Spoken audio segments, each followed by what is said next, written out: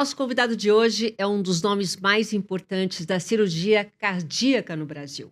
O médico que ajudou a mudar a forma como o coração é operado, trazendo para o país técnicas minimamente invasivas e robóticas. Formado no Brasil, com especialização internacional, ele esteve presente desde os primeiros passos da cirurgia cardíaca robótica no país, quando essa tecnologia ainda era novidade até mesmo fora daqui. Seu trabalho une alta precisão, recuperação mais rápida e um cuidado que coloca o paciente no centro das decisões. Hoje, à frente de um instituto especializado, ele segue olhando para o futuro da medicina sem perder o lado humano da profissão. Para falar sobre inovação, evolução e futuro da cirurgia cardíaca, eu recebo o Dr. Robson Polfo. Muito obrigada pela presença. Muito obrigado, Silvia. É um prazer estar nesse podcast, né? Que leva tanta informação. E apesar de a gente lidar no dia a dia com tecnologia, eu acho que o mais importante é o que está no centro disso tudo, que é o paciente, né? Que é o ser humano, que está lá na outra ponta do equipamento, né? Então, quando a gente fala em tecnologia, muita gente fica assustado, porque às vezes a tecnologia, a pessoa diz, não, essa tecnologia nunca vai me alcançar, eu não tenho acesso. Mas quando a gente começa a demonstrar as possibilidades que tem no impacto na vida do ser humano do dia a dia, é uma questão de tempo que todas as tecnologias sejam incorporadas em todos os cantos do país e que a maioria dos pacientes se beneficiem dessa tecnologia, né? Então o enfoque não é sobre tecnologia, é sobre o ser humano. E quanto a tecnologia pode ajudar? Sim. Porque ela chegou para ajudar. Sim. Ou não? Quando fala chegou, você me deu até um...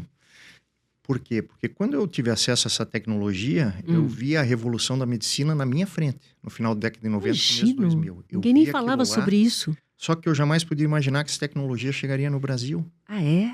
Isso é muito interessante, porque era um degrau tão grande, uma tecnologia tão fantástica na época, que eu falei, não, por que eu vou seguir esse caminho? Eu vou aprender. Eu falei, de curiosidade. Eu tinha certeza que eu jamais iria aplicar isso na minha vida.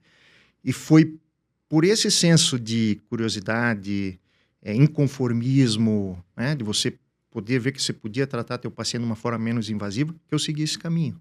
Mas eu jamais poderia imaginar que isso mudaria a minha vida como um todo e isso teria impacto em milhões de pacientes no mundo inteiro. É muito interessante. Porque antigamente, o que se fazia quando fazia uma cirurgia no coração? Tinha que abrir tudo. Então, assim, não é só antigamente. Até hoje, é a cirurgia mais realizada no mundo. Quando você tem que acessar o coração, você tem que abrir o osso do peito para ter acesso ao coração. Para qualquer coisa, para estente, qualquer coisa. Transplante, todas as áreas que eu atuo. Transplante cardíaco, cirurgia de ponte safena, cirurgia de válvula, cardiopatia congênita, mesmo cirurgias em bebezinhos, né, ou crianças. É um acesso excelente. Só que aquilo que eu falo, para o cirurgião, é um acesso onde ele tem a abordagem completa do coração, mas quem acaba pagando o pato é o paciente, porque ele que fica com o pós-operatório mais demorado, com a cicatriz muito importante para a mulher. Agora, você imagina a revolução conseguir fazer estes procedimentos sem abrir o peito do paciente. Parece mágica, mas não é tecnologia. E é interessante que eu jamais sonhei em vir a São Paulo, porque eu vim conhecer São Paulo há 18 anos atrás. Porque eu fiz minha formação no Paraná, eu sou de Santa Catarina, fiz minha formação do Paraná, e do Paraná eu vinha a Guarulhos e ia para fora do país. Então, essa tecnologia me propiciou ajudar muita gente e estar aqui em São Paulo hoje em dia. Então, é mais do que uma história de aplicação da tecnologia. E eu vejo o impacto que isso tem na vida de todo mundo. Você imagina, se pegar um paciente, operá-lo e ele em um mês poder estar exercendo suas atividades de forma normal, isso é fantástico. E muita evolução faz também com que não exista uma aproximação mais humanizada ao fato. Eu fico imaginando você ali, né? Você está totalmente focado. Você pensar que tem realmente um ser humano ali é difícil, né? Porque você viaja dentro daquela cirurgia.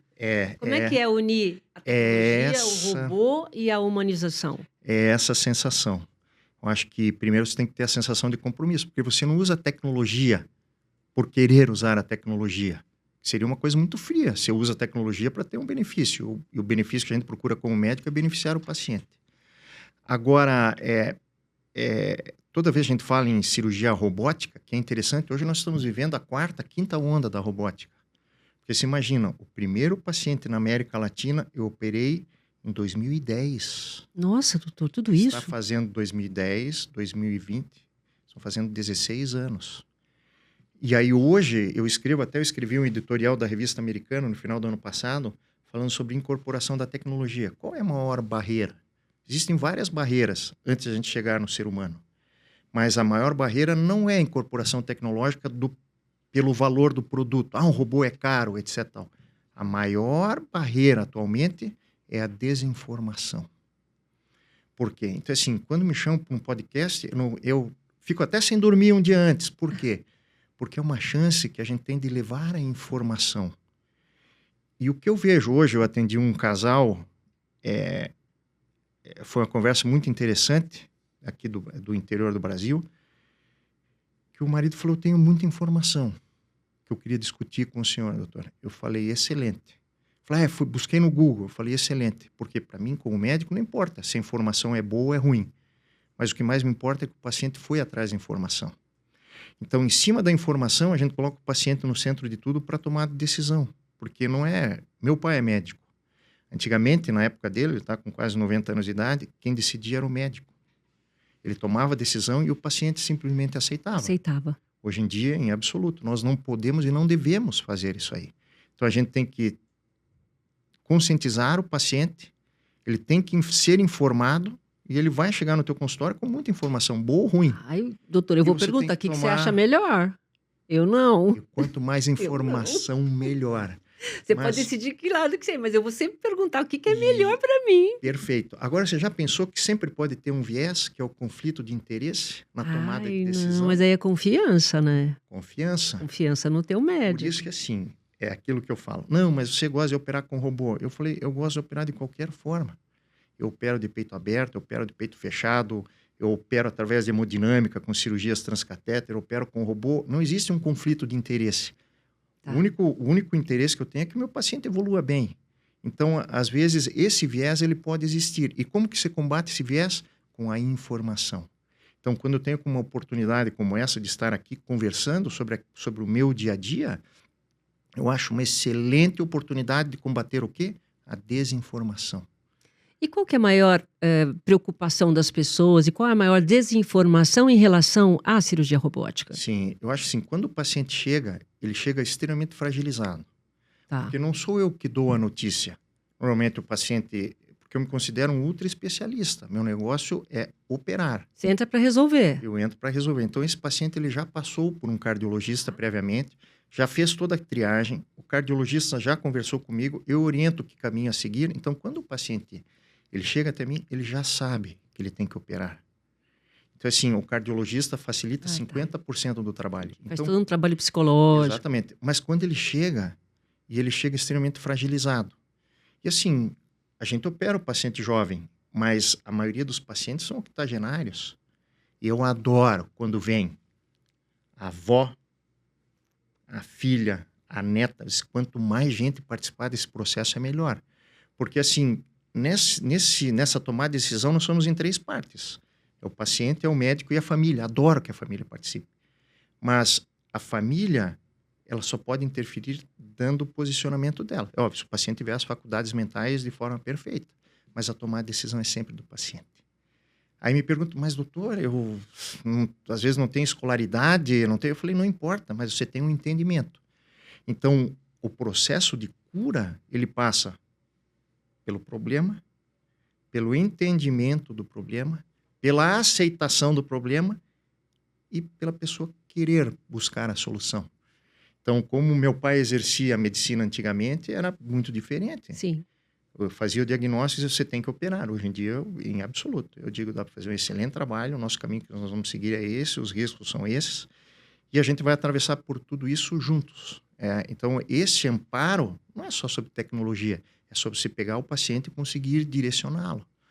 Mas, então, assim, as discussões, quando a gente fala em cirurgia robótica, há 15, 16 anos atrás, o paciente ele chegava com medo.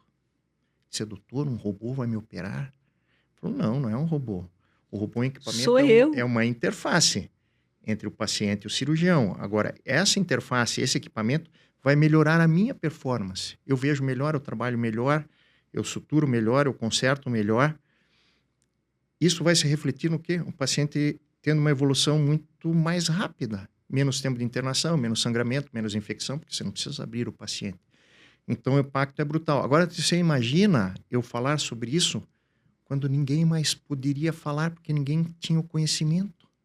Então, o começo foi muito difícil.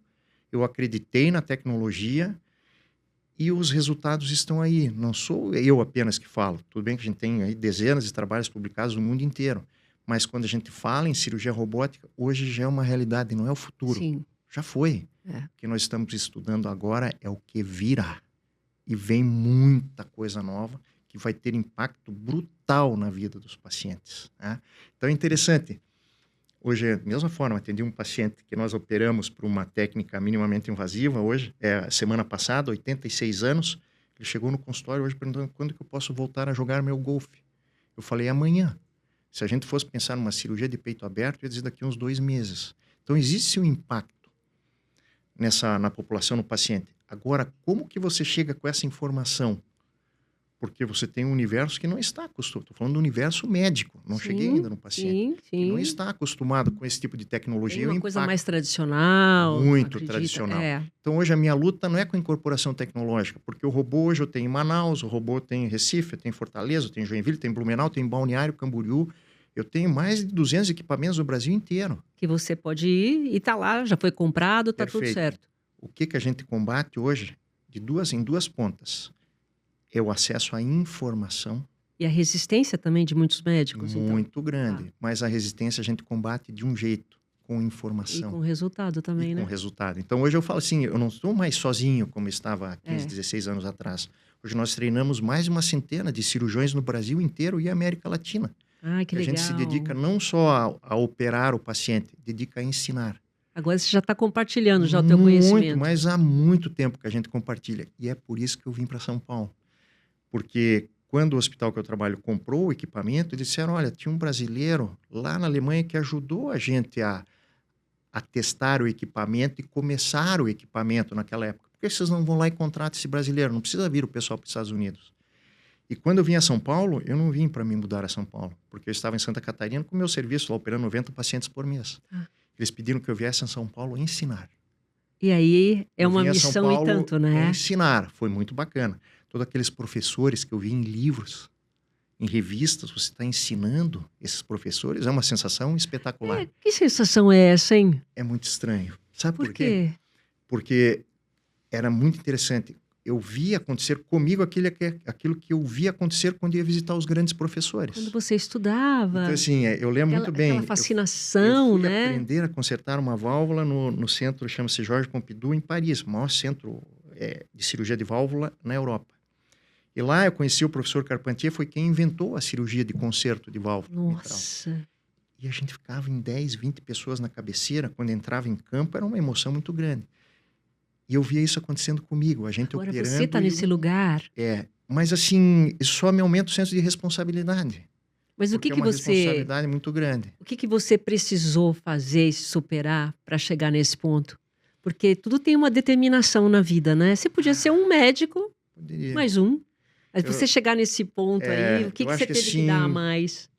Eu acho que a curiosidade, ter tido o apoio da família, que é fundamental. Isso eu falo para quem vem estudar dedicação total comigo. a você, né? Total. De meus pais, foi através deles que eu consegui chegar onde eu cheguei. Porque eu até poderia ter a vontade e o conhecimento, mas talvez não tivesse a condição. É verdade. O apoio. Ainda mais medicina. Então, eu usei muito bem esse apoio da família e eu sinto que é uma responsabilidade muito grande. O conhecimento ele não pode parar em mim, ele tem que extravasar e atingir o maior número de pessoas possível. Isso é missão de vida, né, doutor? Eu nunca entendi como se fosse isso aí. Por quê? Porque de quem eu adquiri o conhecimento nunca me cobrou nada pelo conhecimento. Sempre foi uma transmissão de professor para aluno. Sim. Então eu sinto na obrigação de a gente continuar isso aí. E por quê? Porque o impacto na vida dos nossos pacientes, quando a gente usa essas tecnologias, é brutal. Você operar o paciente e você vê-lo entrar numa piscina com 15, 20 dias e nadar 1.500 metros por dia, é uma coisa impressionante. Então, assim, você tem um impacto. Hoje as pessoas estão vivendo muito e mais, né? Hoje você vê um garotão de 80 anos, né? É verdade. Eu tô com a mamãe aqui, ela é uma garotona de 80 anos. Lembrou a minha mãe. É isso aí. E aí, existe sempre essa crença tradicional de que a partir de uma certa idade é melhor você Uhum. não operar. Sim, Como a cirurgia robótica vem para tirar esse paradigma sim. e os oxigenários poderem ter uma vida nova? É impressionante a sua pergunta. Por quê? Porque numa fase inicial existe sempre uma curva de aprendizado. Quando a gente vai aprender, pode ser qualquer coisa. E na robótica existe uma curva de aprendizado. E os trabalhos, principalmente os americanos, eles dizem, existe uma curva de aprendizado, e essa curva são de 200 casos. Então, teu tempo cirúrgico é alto, o resultado, você vai ter um determinado número de complicações, e tudo isso aí começa a entrar no flatline a partir de 200 casos. Então, assim, a experiência é fundamental? É fundamental. Então, quanto antes nós conseguirmos ensinar, antes a gente vai achatar essa curva. Então, no começo, há 15, 16 anos atrás, quando eu cheguei no Brasil, eu já operava com o robô. Eu não vim aprender aqui. Eu vim trazer um conhecimento sobre uma tecnologia nova. E no começo eu dizia para os alunos, eu falei, muito cuidado em quem vocês vão começar operando. Nós temos que selecionar. Só pacientes jovens, baixo risco, que tem que dar 100% certo. E quando a gente olha para trás e vê as centenas de pacientes que a gente já operou, a gente consegue, de uma forma muito clara, do ponto de vista científico, dizer o paciente que mais se beneficia são os pacientes de mais idade, são os pacientes obesos, são os pacientes mais graves. E só que para chegar nesse ponto, você precisa de uma curva de aprendizado muito grande. Então, assim, a gente, quando jovem, diz, não, experiência não é tudo. Eu vou usar o meio termo. É importante a experiência, mas é importante você ter essa juventude e querer ousar e querer mudar um status quo. Porque quando você pega esse senhor que eu atendi hoje, 86 anos, um mês de cirurgia, aliás, uma semana de cirurgia, eu já liberando ele para jogar o esporte dele, é uma coisa impressionante. Por quê? Tempo de recuperação curta, mas mais. Paciente com 80 e poucos anos, mentalmente rígido, com uma vida social extremamente ativa. Sim. Então, eu lembro, 80 anos do meu avô, ele não fazia praticamente nada. Não. Entendeu? Sentar Então, e assim, esperar. então, tudo mudou e tudo melhorou. Mas é interessante, hoje o paciente vive mais, mas ele vive melhor. E a tecnologia ajuda nisso, e no caso, a cirurgia robótica, Ajuda. ela tem otimiza impacto. isso. Mas assim, não é uma cirurgia que é para todo mundo. Eu ia perguntar exatamente agora, quais são as contraindicações e as indicações? Perfeito. Então, quando o paciente ele chega, todo paciente, a gente pensa numa cirurgia minimamente invasiva, sempre. Agredir menos possível. Só que dentro da minimamente invasiva, eu tenho o topo da pirâmide, que é cirurgia robótica, um pouco mais abaixo a cirurgia por vídeo, depois a cirurgia por mini acessos ou a cirurgia transcatéter. Então, dentro dessa modalidade de cirurgia minimamente invasiva, eu tenho vários recursos que eu posso operar o paciente. Tá. Então, o paciente ele tem que ser triado através de uma série de exames para ver se é possível aplicar a técnica com segurança. Porque a técnica modifica, o paciente não. O paciente ele é como ele é. Então, eu tenho que conhecê-lo muito bem.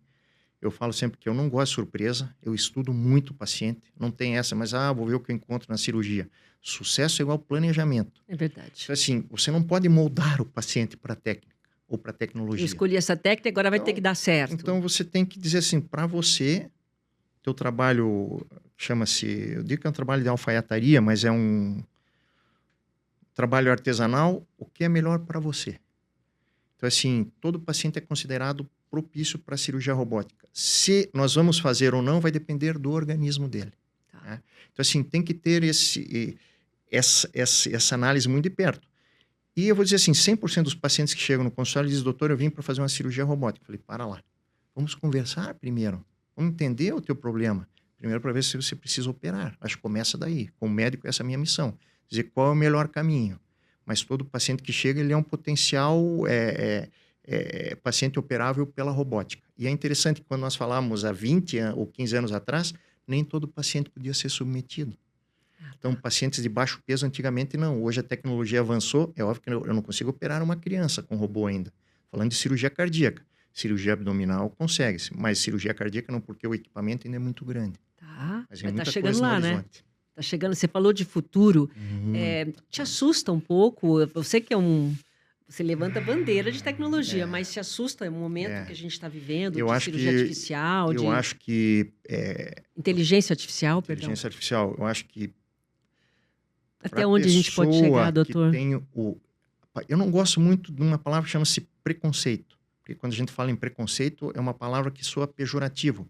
Mas se a gente for ver a etimologia da palavra origem, é preconceito. É um conceito já formado. Então, a tua ideia ou a tua opinião surge de um preconceito. Parece que não Já bate, está né? formado aquilo. Mas está formado. É. Então, assim, toda vez que eu vejo uma nova tecnologia, eu não posso analisar através do meu preconceito. Porque, às vezes, vem com uma ideia tão diferente ou é um ponto tão disruptivo de tomada de conduta ou de rumo, que você diz, olha, pode ser que tenha alguma coisa boa aí. Então, a inteligência artificial assusta? Assusta.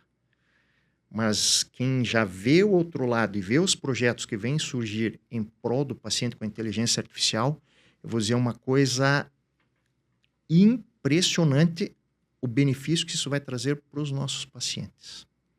A tomada de decisão será sempre do paciente apoiado pela informação do médico.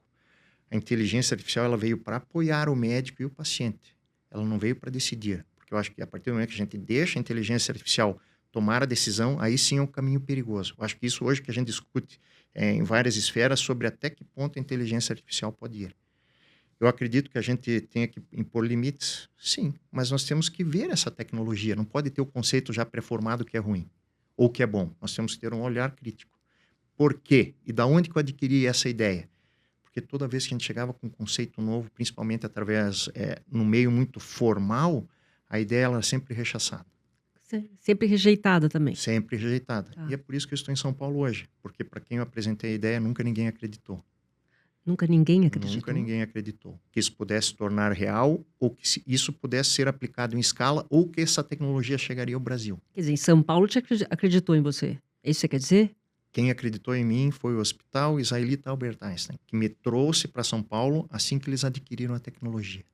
Tá. Então, eles tiveram uma visão que ninguém teve. Então, quando eles me trouxeram para cá, minha missão era muito clara. Você vai montar um centro de cirurgia cardíaca minimamente invasiva e robótica.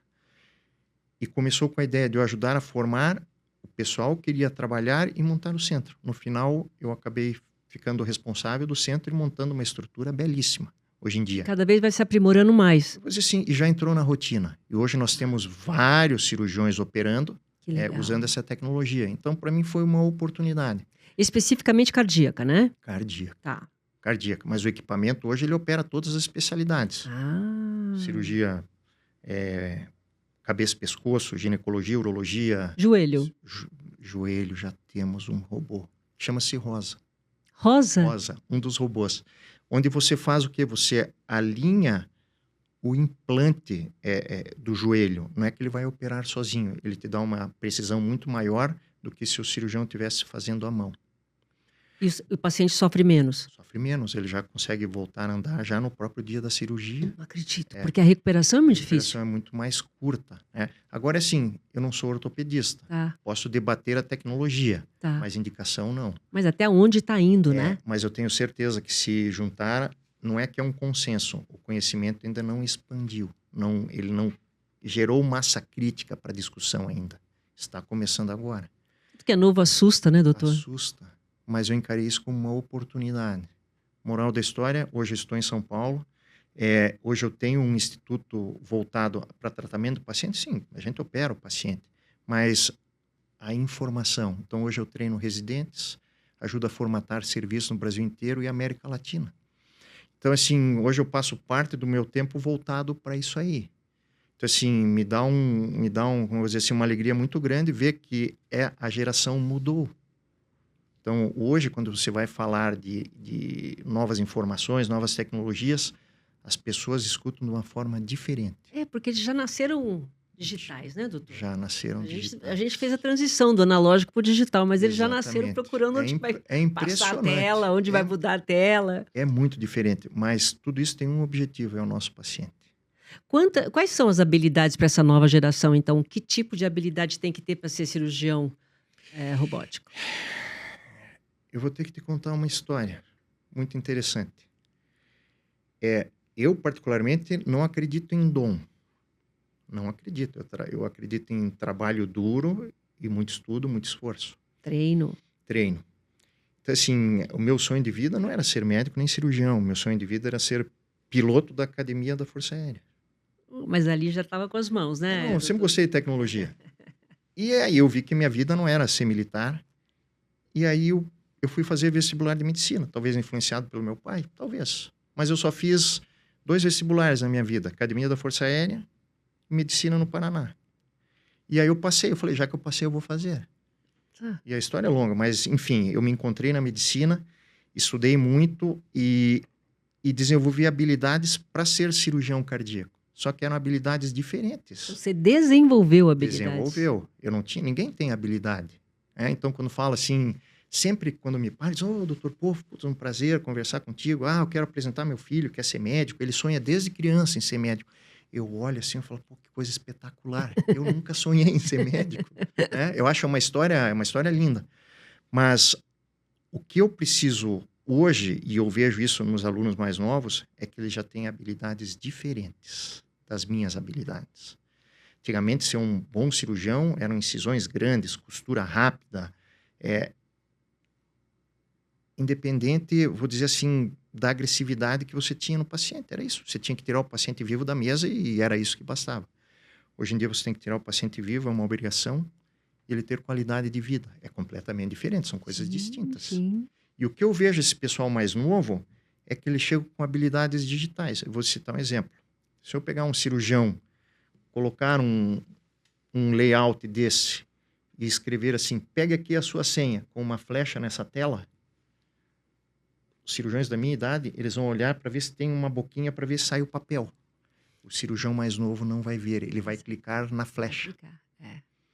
Entendeu? Então, assim, são habilidades diferentes que vêm de encontro com a tecnologia atual. É totalmente digital. Então, assim, é mais fácil, talvez? É diferente. Não é que é mais fácil. Eu tenho certeza que se eu pegar o meu filho, que tem 16 anos, e colocar ele para operar um robô, ele não vai ter as dificuldades que eu tive no início. Porque a coordenação olho-mão, ele consegue fazer manualmente aqui olhando para uma tela. E essa é uma habilidade que a gente tem que desenvolver. Então, essa geração mais nova já vem com isso pronto. Já. Até do videogame, talvez? Então, assim, são gerações diferentes, mas a gente está vivendo exatamente esse momento de transição. Então, assim, eu me sinto super orgulhoso quando eu, às vezes, encontro pacientes, doutor, eu operei com robô, operei, sei lá, em Fortaleza, ou operei no Rio. Eu falei, pô, que bacana, olha onde é que o fruto foi cair. É uma sensação muito, muito bacana, mas não foi fácil chegar até aqui.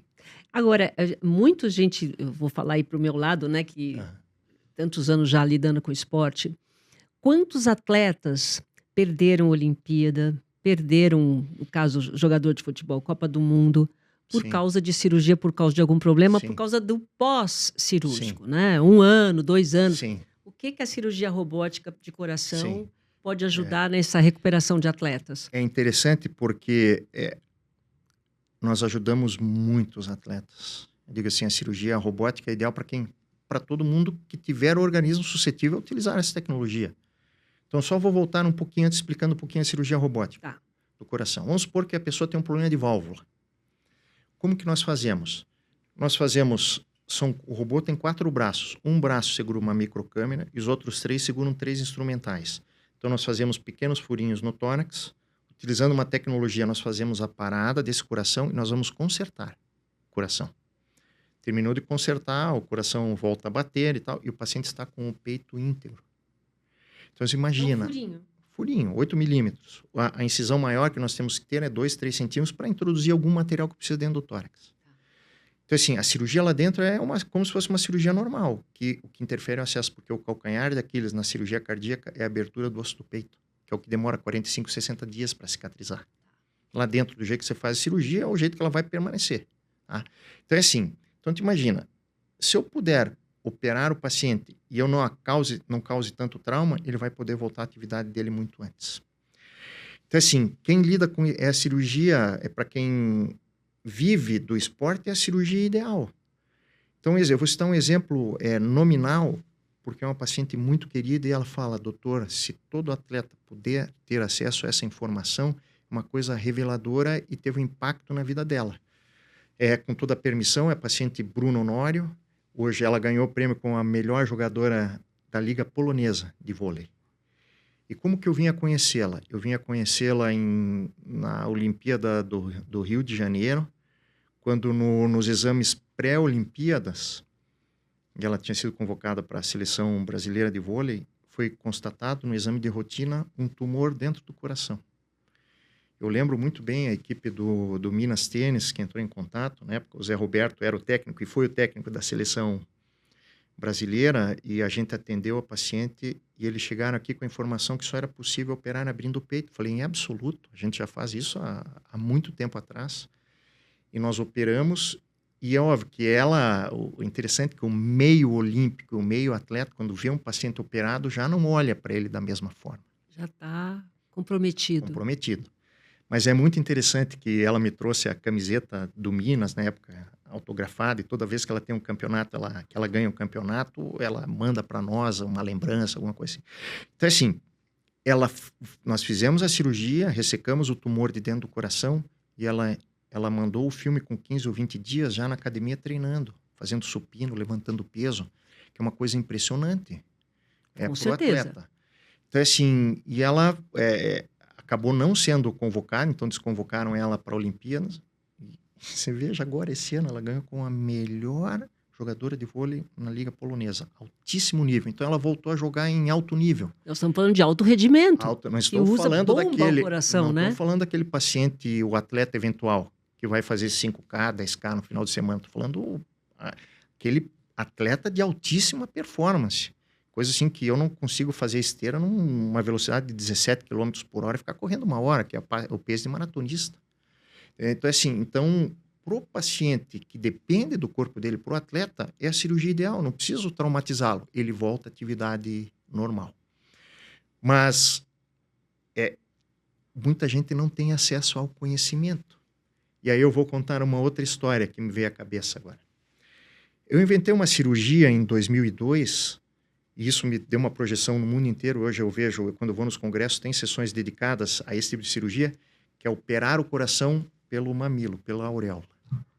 Para não ter aparecer nem a pontinha do buraquinho. Nada. Mas isso é antes da era robótica, que não existia o robô, existia a cirurgia de vídeo. Tá. Então, quando eu voltei da Alemanha, eu introduzi no Brasil a cirurgia de vídeo em cirurgia cardíaca. A cirurgia de vídeo já era um buraquinho pequeno? Já era um buraquinho pequeno. É diferente de cirurgia de robótica? Sim. É importante falar isso, porque eu já estava achando que era tudo uma coisa só. Não. Eu vou assim exemplificar qual que é a diferença. Numa cirurgia de vídeo, eu opero olhando para uma tela biplanar, eu só tenho a altura e a largura, eu não tenho a profundidade, eu não tenho 3D. E eu opero com instrumentos longos que não têm os mesmos graus de movimentação. Então, uma cirurgia desafiadora. De vídeo? De vídeo. Tá. Quando incorpora o robô, facilita demais para o cirurgião. Por quê? Porque eu não tenho mais a limitação nem da visualização do campo operatório, e eu consigo chegar em lugares que com o vídeo eu não consigo chegar. Você dá ordem para o robô? Não. Como é que é? O nome robô, ele é errado.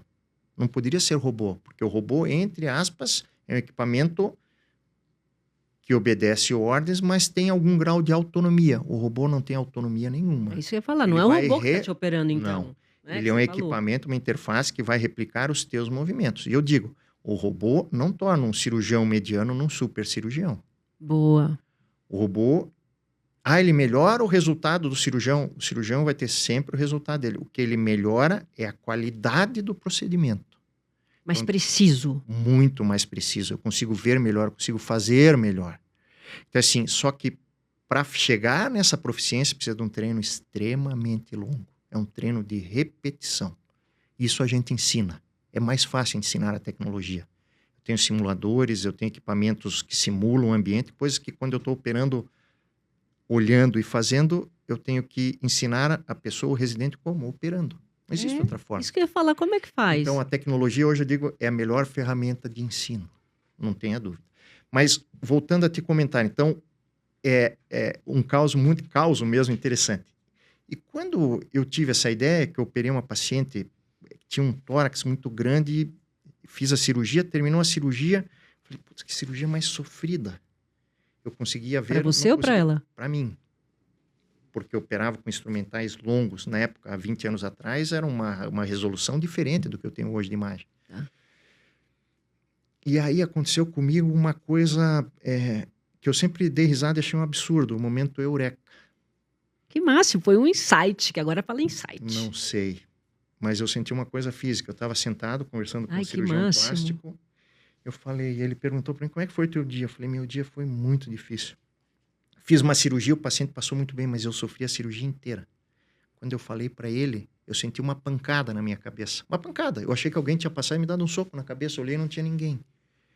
E a ideia veio inteira na minha Eu tô cabeça. falando.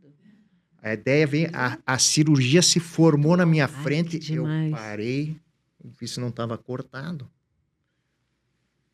E eu estava com um cirurgião plástico. Eu falei, Cláudio, o nome dele. Eu falei, Cláudio, cara, me veio uma ideia agora. E se a gente pegar, abrir aqui, você faz cirurgia de... Não, é a cirurgia que eu mais faço. Eu falei, qual que é a diferença em você botar um implante mamário e eu chegar no coração pelo mesmo acesso? Ele falou, só tem um músculo embaixo.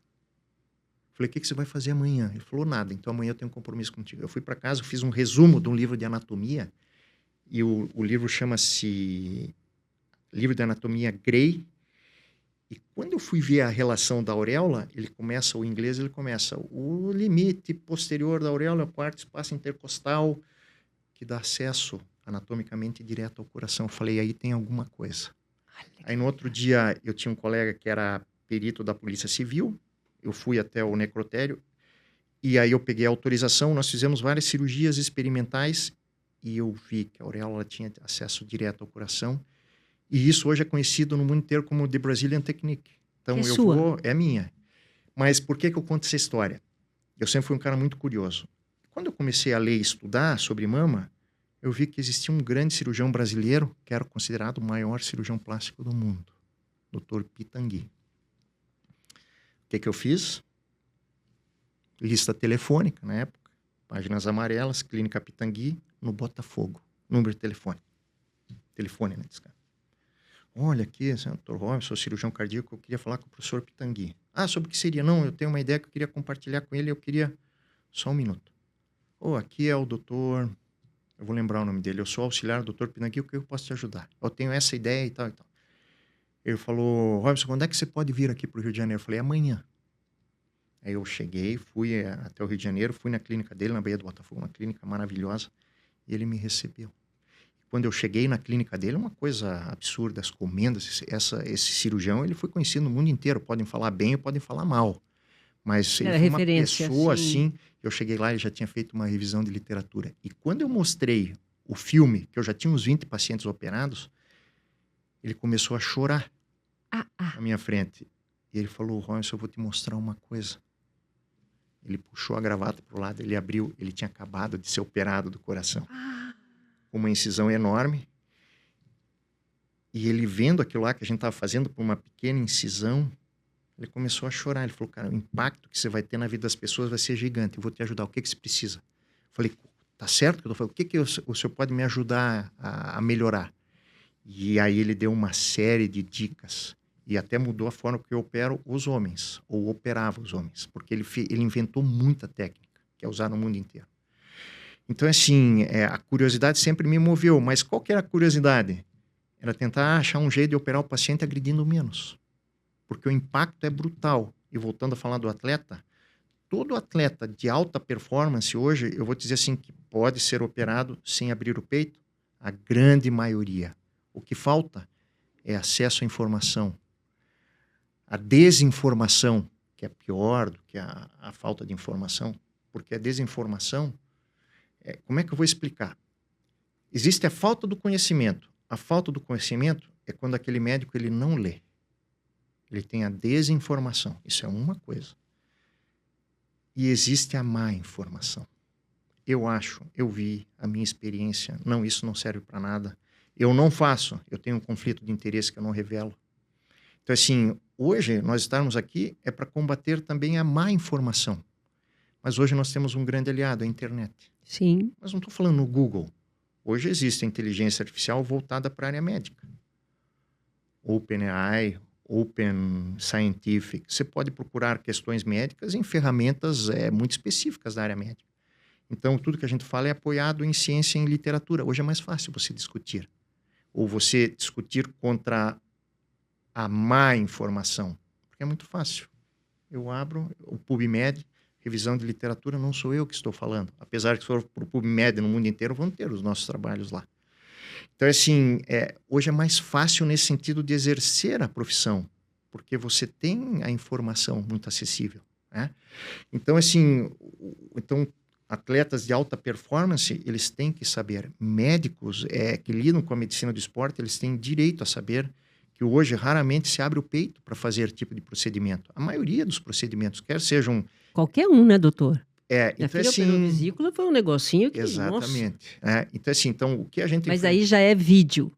É vídeo, mas hoje provavelmente usaria o robô. Então, só para entender, não é robô, é ele que está operando, é o médico que está operando, é Sim, apenas uma... Então, quando o paciente chegava há muito tempo atrás, ele chegava com medo. Doutor, o não, que você eu não falou, quero. é Eu tinha verdade. uma fração de paciente, não quero que o robô me opere. Tenho medo da máquina. Eu falei, não, mas não é o robô que vai lhe operar. Quem lhe opera é o médico. Mas é para uma elite? Ainda falta para o Brasil chegar nisso? Era para uma elite. No início era. Por quê? Porque precisava se incorporar à tecnologia. Como é que você vai trazer uma tecnologia que custa tão caro? Sim, até para experimentar, para saber. Para você poder... Mas se imagina, a gente ter como campo o privilégio que eu fui, poder iniciar isso no Albert Einstein. Maravilhoso. Com todo o apoio, com toda a segurança, e sempre falam lá no hospital, incorporação responsável da tecnologia, o paciente no centro de tudo. Então, sempre foi uma incorporação muito responsável. Mas já naquela época, eu já tinha a percepção muito clara que no sistema público, essa ferramenta ela será maravilhosa. Então, nós temos vários hospitais, INCA, Instituto do Câncer, no Rio de Janeiro, utilizando em alta escala para o paciente do SUS. Eu apresentei um projeto para o governo brasileiro, para a gente conseguir incorporar em todas as áreas do Brasil, específico no SUS, porque em cirurgia cardíaca é muito clara. Em um leito, eu consigo, no mesmo leito, aumentar a performance em 300%, porque eu encurto o período. Então, o equipamento é caro no dia da compra, mas na incorporação eu tenho um menor uso de recurso. Uso menos UTI, uso menos leito, tenho menos infecção, uso menos antibiótico. Até economiza. Economiza, no final das contas. Mas é difícil você provar. E toda vez que você vai discutir, sempre vai dizer assim, no Brasil precisa de saneamento básico. Eu concordo, o Brasil precisa de saneamento básico. Mas nessa escalada nós vamos ter, com o envelhecimento da população, o paciente precisa ser atendido, precisa ser operado do coração. A gente não pode nem ser elitista ao ponto de achar que só existe esse problema no Brasil, e também não tão demagogo em dizer que o que precisa é só saúde pública, saúde básica. Até porque é o que eu falei, nós estamos vivendo muito. Então tem uma geração enorme aí, porque hoje as famílias estão muito pequenas. Eu não sei se você vem de uma família grande. Sim, família pequena. Também, hoje em dia, os jovens nem querem ter filho. Então a geração, a população idosa, né, está chegando aí, é muito grande. Então isso vai salvar vidas muito mais do que qualquer... Mas é interessante, eu lembro que quando nós fizemos a primeira cirurgia da América Latina, o que eu fiz? Eu peguei 5 pacientes e operei segunda, terça, quarta, quinta e sexta. Todos foram maravilhosamente bem. E quando, na época, eles ficaram sabendo, Folha de São Paulo, tem tanta história para te contar, mas a pergunta de todos os repórteres é sempre, claro, e no SUS?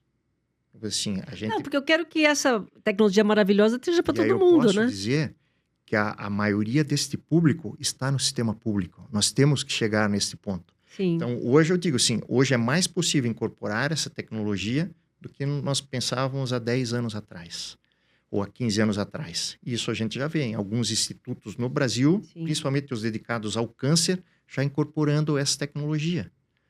Os convênios, hoje vários convênios já incorporaram essa tecnologia, porque quando eles fazem o levantamento horizontal da passagem do paciente, eles acabam economizando. Economiza. Mas até a gente conseguir provar e ter uma massa crítica para comprovar, demorou um determinado tempo, sem dúvida. Doutor, como médico, como é que você vê essa nova geração de médicos? Porque eu confesso para você que me assusta um pouco chegar em algum lugar e ser atendida, às vezes, com um médico nem olhar para você. Até por conta, né, do sistema de planos, enfim. Sim. Como é que você vê? O que para você, na sua opinião, é um bom médico? Sim. É interessante porque eu tenho esse conflito diário. Assim, hoje, o que eu recebo? Eu recebo residentes do Brasil inteiro, é aberto um concurso e eu tenho 30 cirurgiões que vêm passar comigo o ano inteiro. Então, assim, a cada mês tem esse rodízio. E eu tenho 2 cirurgiões já formados que eu abro 2 vagas que eles passam comigo o ano inteiro, que é o Fellow, que é uma especialização específica em cirurgia robótica. E é interessante isso que você falou, toda vez que eu estou conversando com ele ou com eles, né? Isso vem à minha cabeça, porque assim, a medicina que a gente exerce hoje não é a medicina que eu exercia quando eu tenho 30 anos de formado, quando eu me formei há 30 anos atrás. Era uma medicina do volume.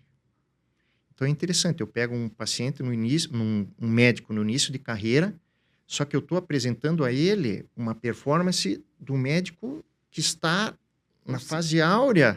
No auge. Então isso Tem uma jornada aí, né? Então eu deixo muito claro, falei, minha gente, o que vocês vão ver aqui, talvez vocês voltem para o lugar de origem de vocês, voltem para o Peru, voltem para a Bolívia e a realidade não seja Sim. a realidade. E essa responsabilidade me diz, pô, a gente está ensinando o topo da pirâmide tecnológica, nós vamos ter que começar a falar do básico. Do básico. Por isso que assim, a gente tem um outro serviço dedicado a operar o paciente para que estes novos cirurgiões consigam entender, colocar a mão e atender o paciente. Não precisa ser o paciente em um hospital privado, é uma outra história, mas eu sinto essa responsabilidade.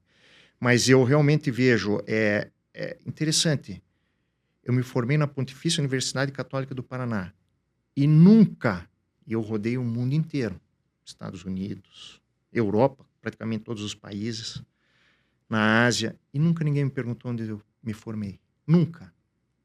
Nunca ninguém me perguntou.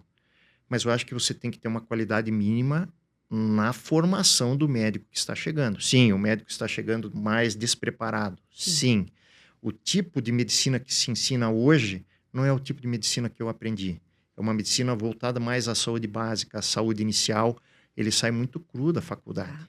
Então, sem sombra de dúvida, como que a gente suplanta? Isso aí é óbvio, eu acho que tem que ter as faculdades. As faculdades têm que melhorar o nível.